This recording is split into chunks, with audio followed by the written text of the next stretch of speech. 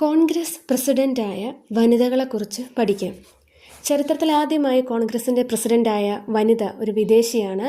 Annie Besant ആണ്. 1917 Annie Besant കോൺഗ്രസിൻ്റെ president സ്ഥാനം അലങ്കരിച്ചു. 1925 സരോജിനി നായിഡു കോൺഗ്രസ് പ്രസിഡൻ്റായി. അതുപോലെ നെൽസൺ ഗുപ്ത 1933 കോൺഗ്രസിൻ്റെ അധ്യക്ഷ പദവിയിലെത്തി. 1959 ഇന്ദിരാഗാന്ധിയും 1998 സോണിയാഗാന്ധിയും കോൺഗ്രസിൻ്റെ പ്രസിഡന്റുമാരായി.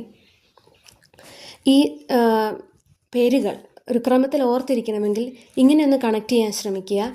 ആനിയും സരോജിനിയും ഒരു കുട്ട നെല്ലിക്കയും വാങ്ങി ഇന്ദിരയെയും സോണിയയെയും കാണുവാൻ പോയി. സാധാരണ നമ്മൾ ആരെങ്കിലും കാണാനായിട്ട് വിസിറ്റ് ചെയ്യാൻ പോകുന്ന സമയത്ത് ആപ്പിളോ മുന്തിരിയോ അല്ലെങ്കിൽ ഓറഞ്ചോ ഒക്കെ വാങ്ങിക്കും. ഇവിടെ ആനിയും സരോജിനിയും ഒരു കുട്ട നെല്ലിക്കയും വാങ്ങിയിട്ടാണ് ഇന്ദിരയെയും സോണിയയെയും കാണുവാൻ പോയത്. ആനി ബെസൻറ്റും സരോജിനി നായിഡുവും. നെല്ലിക്ക എന്നുള്ളത് നെൽസൺ ഗുപ്തയുമായി ചേർത്ത് വായിക്കാൻ ശ്രമിക്കുക. അതുപോലെ ഇന്ദിരാഗാന്ധിയെയും സോണിയാഗാന്ധിയെയും ഓർമ്മിപ്പിക്കുന്നു.